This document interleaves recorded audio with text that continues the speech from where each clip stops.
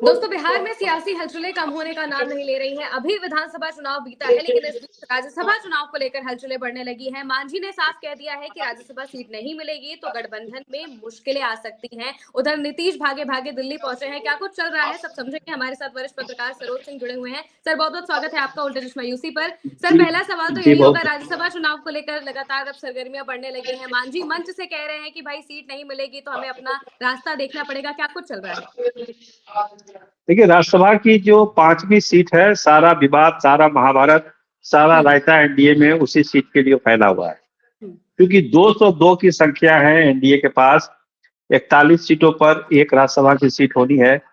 तो अगर सब चीज अगर कायदे से हो तो पांचों सीट जो है एनडीए अपना ले सकता है। लेकिन पांचों सीट में कौन सीट, 5वीं सीट किसको जाएगी? 2 तो बीजेपी को जाएगी, 2 जेडीयू को जी, जाएगी। तो जी। 5वीं सीट के लिए 3-3 लोगों से वादा किया गया है। जो वादा होता है, अब ब्रेकअप किसके साथ होगा ये देखना जी, पड़ेगा। यही। चिराग पासवान से भी वादा है, जीतन राम मांझी से भी वादा है। उनका बयान आपने सुना ही नहीं कि हमसे वादा किया गया था। बिल्कुल। और उपेंद्र कुशवाहा से भी वादा है। हुँ, तो वादा से तो एक से ही निभाना पड़ेगा, 2 से तो ब्रेकअप तय है। बिल्कुल। और इसी आपको हम जानकारी दे दें, इसी ब्रेकअप का इंतजार कर रहा है महागठबंधन।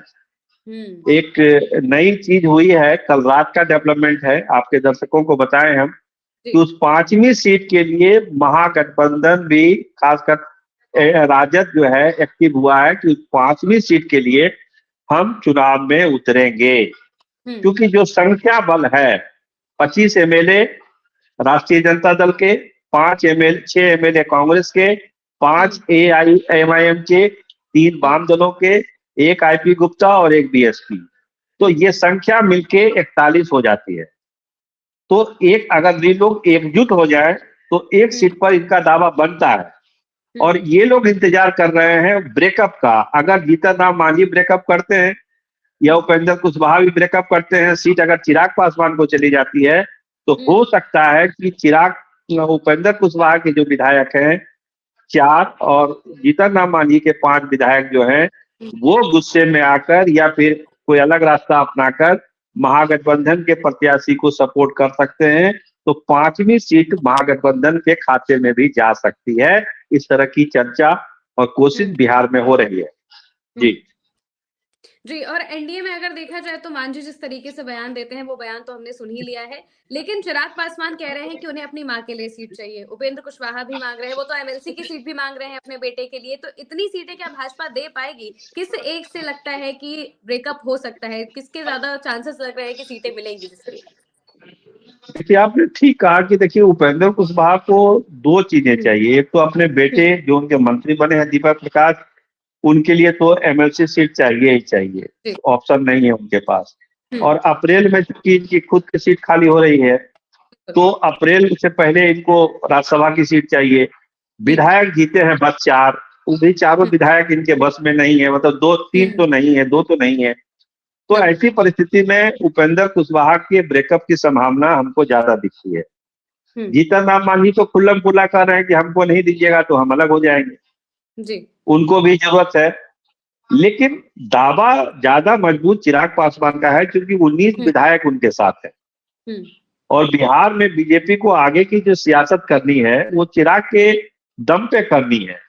हुँ, नीतीश जी के साथ जो रिश्ता है, सब लोग जान रहे हैं कि ये तो एक मजबूरी का रिश्ता बीजेपी निभा रही है नीतीश कुमार के साथ। बिल्कुल। लेकिन लेकिन आगे की जो राजनीति सियासत करनी है युवा पीढ़ी को, उसमें चिराग पासवान एक बड़ा किरदार बीजेपी को दिखता है।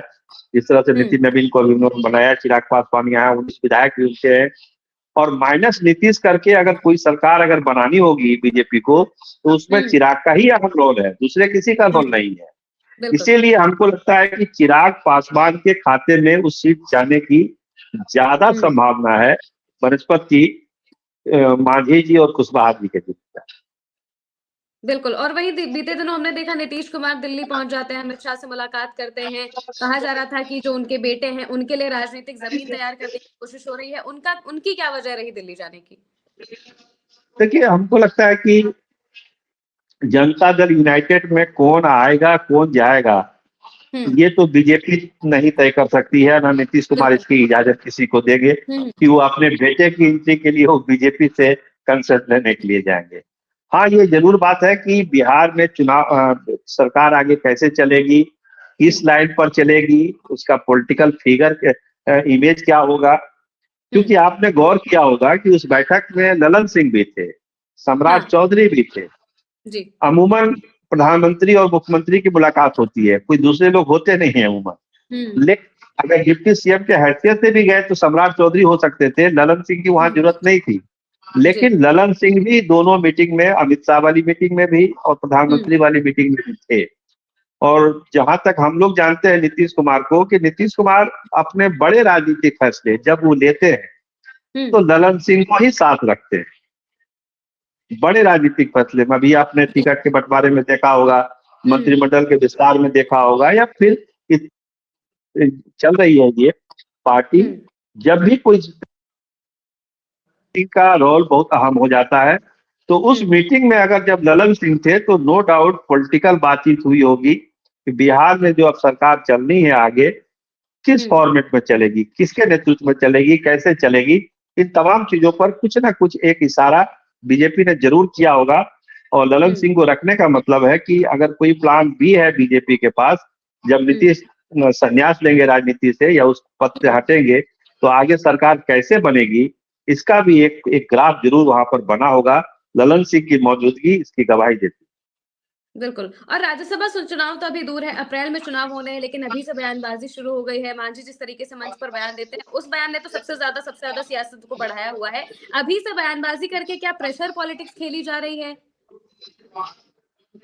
देखिए, प्रेशर पॉलिटिक्स का नाम आप दे सकते हैं, क्योंकि मांझी भी जानते हैं कि राज्यसभा की सीट उनको नहीं मिलने वाली है। वो कोशिश करेंगे कि एक एमएलसी की सीट ले लें। तो इसके लिए वो राज्यसभा से चले हैं कि गिरते गिरते हम एमएलसी तक आ जाए। उनका मकसद ये है, उनको पता है, उन्होंने कहा भी कि एक सीट तो लोजपा ले गई, हमारे हाथ में तो कुछ नहीं आया। उनको भी पता है कि उनको नहीं मिलना है, लेकिन एक दबाव है कि जो एमएलसी का चुनाव होगा यहाँ पर और बोर्ड निगम जो नए बनेंगे उसमें हम पार्टी की ज्यादा भूमिका हो, इसका एक दबाव जीतन राम मांझी ने बनाने की कोशिश की है राज्यसभा वाले बयान को देकर। लेकिन इसके उलट उपेंद्र कुशवाहा की मजबूरी है एमएलसी की भी सीट लेना और राज्यसभा की भी सीट लेना।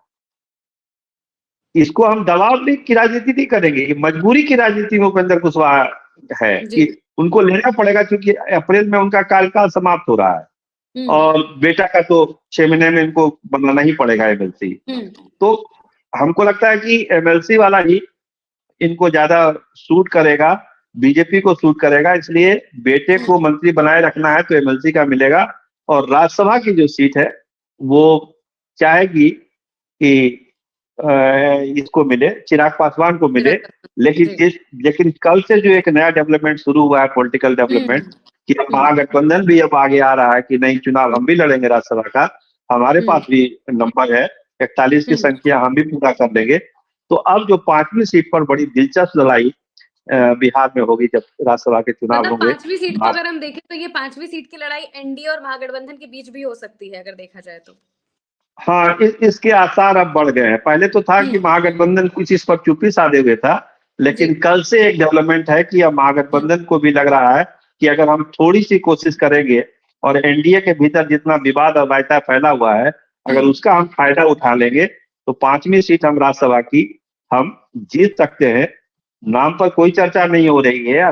मोटे तौर पर एक बैठक होगी 14 तारीख के बाद, खरमास के बाद, जिसमें ये ऐलान किया जाएगा कि राज्यसभा की 5वीं सीट के लिए महागठबंधन भी दावेदार है, फिर नामों पर चर्चा होगी। बिल्कुल। और उपेंद्र कुशवाहा की पार्टी में भी हम हलचलें लगातार देख रहे हैं। इस बीच में उनके जो 3 विधायक हैं, उनको लेकर बार-बार कहा जा रहा था कि विधायक नाराज है, उनको मनाने की कोशिश कर रहे हैं। उनकी पार्टी में क्या चल रहा है? देखिए, उनकी पार्टी में तो आज लिट्टी और मटन का एक भोज आज शाम में उन्होंने प्रस्तावित दिया है। आप दिल्ली में आ नहीं सकती है, हम लोग तो जाएंगे उस शाम में, वो भोज दिया है उन्होंने उपेंद्र कुशवाहा ने। लेकिन आपने जो पॉलिटिकल सवाल किया विधायकों को लेकर, सबकी नजर आज पटना में यही है कि उस लिट्टी और मटन वाली पार्टी में उपेंद्र कुशवाहा के सारे विधायक, यानी कि उनकी पत्नी ही है, वो तो रहेंगी, बाकी 3 विधायक उस मटन और लिट्टी वाली पार्टी में जाते हैं या नहीं जाते हैं, सबकी नजर उसी पर टिकी हुई है, क्योंकि पार्टी के अंदर सब कुछ ठीक ठाक नहीं है। जो एक ने तो ट्वीट करके ही विरोध जता दिया था, एक माधव आनंद है, तीसरे आलोक जी हैं। तो आलोक जी, माधव आनंद और रामेश्वर महतो, अगर ये तीनों आज की पार्टी में अगर आ जाते हैं, मटन वाली पार्टी में, लिट्टी वाली पार्टी में, तब तो ये माना जाएगा कि उपेंद्र कुशवाहा ने सॉर्ट आउट कर लिया है सारी समस्याओं को। लेकिन अगर एक दो विधायक भी अगर वहां पर नहीं पहुंचे, तो फिर आप लोग के लिए बड़ी खबर हम पटना से कल हम आपको देंगे कि उस पार्टी में हुआ क्या। कल जुड़ते हैं आपसे। जी जी, थैंक यू सर, बहुत बहुत धन्यवाद हमारे साथ जुड़ने के लिए। तो दोस्तों, बिहार जी, का बहुत जो धन्यवाद। सियासी गलियारा है वो इस तरीके से हमें देखने को मिल रहा है। हलचलें बढ़ती चली जा रही हैं, राज्यसभा चुनाव है एक तरफ और वहीं दूसरी तरफ पार्टियों के अंदर भी अब जोड़ तोड़ का सिलसिला भी देखने को मिल रहा है। अब ये देखना होगा कि जब उपेंद्र कुशवाहा के घर में पार्टी होती है उसके बाद में क्या होता है और मांझी और बाकियों को बीजेपी कैसे बना पाती है। फिलहाल के लिए मेरे साथ इस चर्चा में इतना ही। आप देखते रहिए उल्टा चश्मे यूसी।